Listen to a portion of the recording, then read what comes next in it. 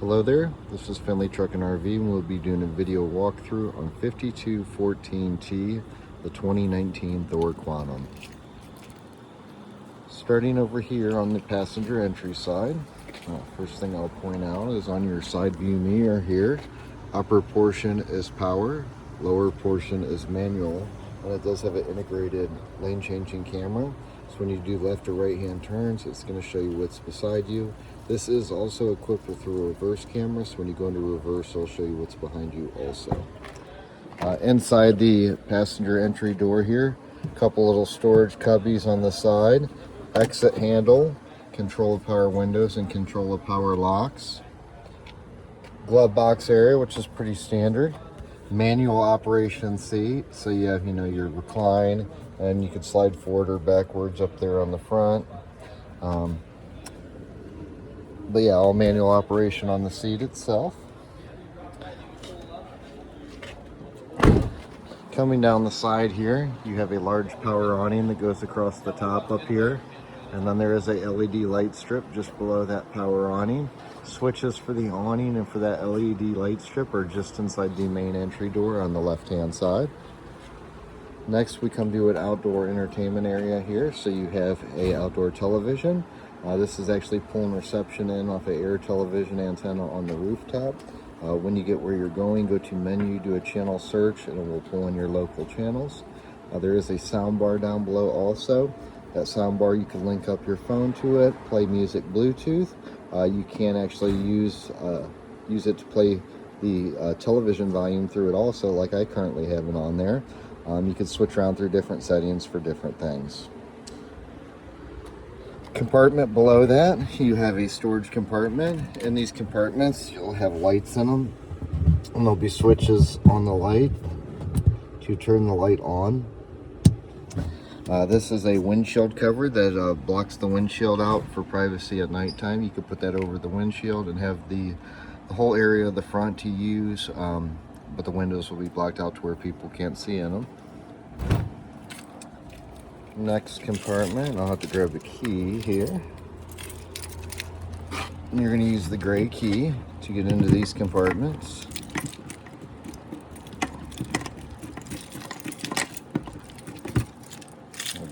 Thought it was a gray key. Let me check here.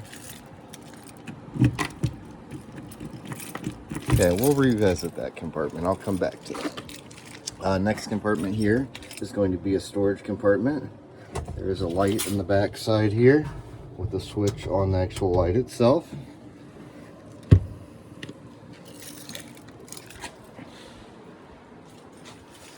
Next we come to your main entry door of the camper. On the entry door you're going to have two locks. The upper key will be this one shaped like this that says Trimark on it. That is for the deadbolt in the top half. You are then going to have a round key like this. That is for the bottom lock, and that is for the latch lock on the entry door. Once the entry door is open, there's a screen door that you can release here on the handle and close that, and then it does have a slider over here to let fresh air in and keep the bugs out. You can control that lock from the back side also. Inside the entry door here, batteries are housed under the step. We do put all new batteries in our campers, so inside of there you have two Group 24 deep cycle batteries that we installed. There is a side access panel that gets you into the compartment beside there, and then tons of different switches over here on the left hand side. This is going to be your awning switch. This one here, this one on the end is going to be your awning light.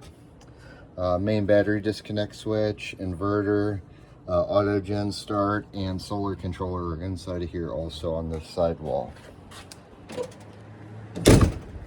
Moving down the side over here, we next come to your furnace. Furnace on this camper is strictly propane. When it is running, it will be blowing hot air out of here, so don't touch this plate or anything. They do have it labeled hot. As long as your propane is turned on and you command the thermostat for heat function, this will self-ignite. As it gets up to temperature, it shuts off. As it cools down, it kicks back on, just like your household furnace. Next compartment here is going to be your propane compartment. Gauge on the outside, main shut-off valve here, and yellow cap is where you fill your propane. You have a couple 110 outlets on the outside. All these outlets will be GFCI protected outlets, as they say, but they do not all have the reset buttons on them. So if you ever have an outlet that does not work, look for the one with the reset button. They tend to link them all together. Once you reset it, it'll bring the other ones back to life. Tires have valve stems extensions on the back, so they're easy to air up. Rear tires are set at 80 psi, front tires are set at 75 psi. Next we come to the exhaust pipe back here, and directly above the exhaust pipe is going to be another storage compartment. Again, these have lights inside of them with a switch on the light. Some of these will be motion lights, some will be lights that you just turn on.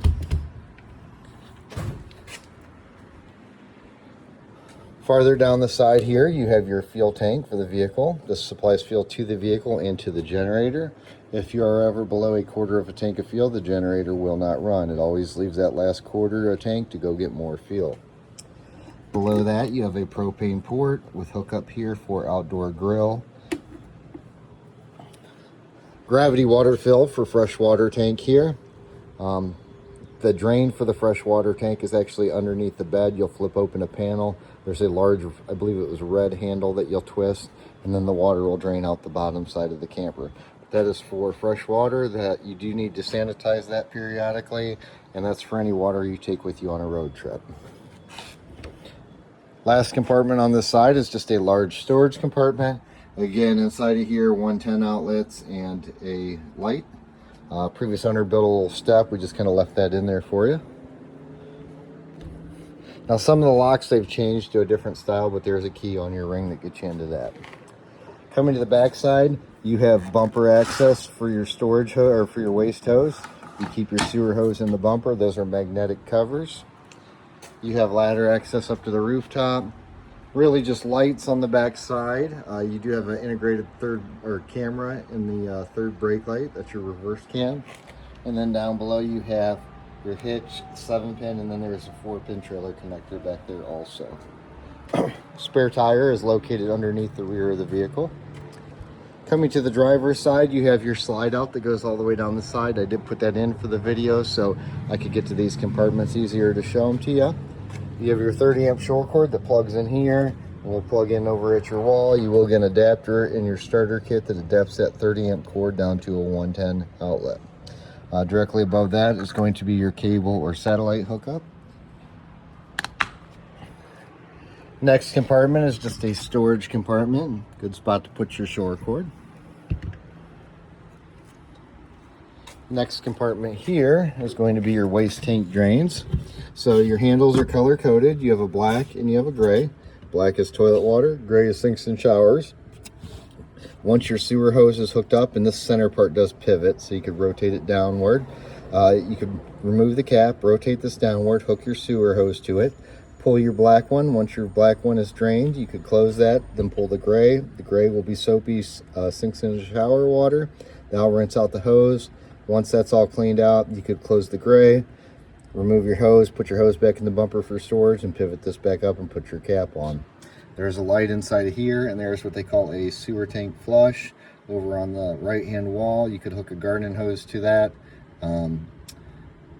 Basically apply water to the system while you have your hose hooked up and while the black valve is open, and it'll rinse out that waste tank.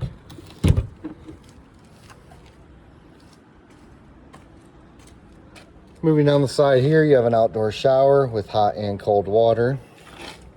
Little spot to hang your handle over here. Inside of here, a storage compartment, again lighted in the back side. Your main garden hose connection right here. That's where your garden hose will hook at whenever you're camping. Beside that is going to be your water heater. This is a tankless on-demand water heater. There's not a whole lot you'll do on the outside out here. Now there is a main power on-off switch. You could leave this on and basically control it from inside of the camper. I'll show you that display later on. But what this water heater does is it runs strictly on propane. It senses when water flows through it. When water flows through it, it self-ignites and will produce hot water at your faucets pretty quickly. Next compartment here is going to be, again, a storage compartment down the side. And again, it's lighted also. Last door on this side is going to be the generator. Generator has been serviced. To gain access to this, you'll twist the tabs, kind of lift up on the cover and out. Engine oil fill and dipstick here. There's a start-stop switch on the outside. Along the side here, you'll see this little tab here. That's a resettable circuit breaker. That needs to be pulled towards you to be in the on position. If for ever some reason this generator runs, does not create power, come out and check that. These are spring-loaded. They're easily bumped. If that switch is shut off, the generator will run fine. It just won't create power in the camper. Engine air filters over here on the side. And like I said, this generator has been serviced. Engine oil's been changed. Air filter's been replaced or checked and was clean. And other than that, you're good to go. Moving down the side over here, you can come to your driver's entry door. Same cubby pockets as the other side, same control power windows and locks. You do have control of the power mirrors here with the selector in the center to determine which side, and then the switch above is heated mirrors. Driver's seat is power operation, so it's got controls on the side here. Hood release right here on the left hand side, which I'm going to go ahead and pop that. You do have your parking brake. While I'm right here, there's a switch that says emergency start.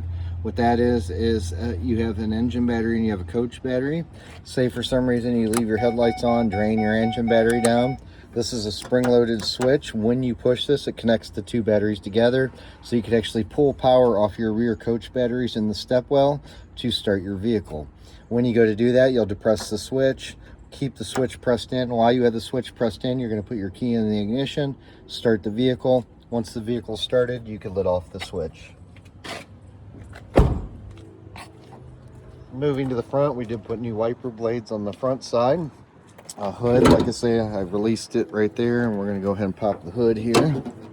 Underneath the hood, you have your coolant reservoir, brake fluid reservoir, power steering reservoir, engine oil dipsticks, the yellow ring, engine air filter, transmission dipstick, engine oil fill, washer fluid, and engine battery. Engine battery is brand new. Washer fluid was topped off. Engine oil and filter was replaced. Transmission fluid was checked, clean and at proper level. Engine air filter was replaced. Brake fluid you never add to because it actually works as a gauge. It was up to proper level. Power steering was up to proper level, and coolant reservoir was up to proper level. Other than that, that concludes my exterior portion of this video. We'll pick up with an interior portion. Thank you.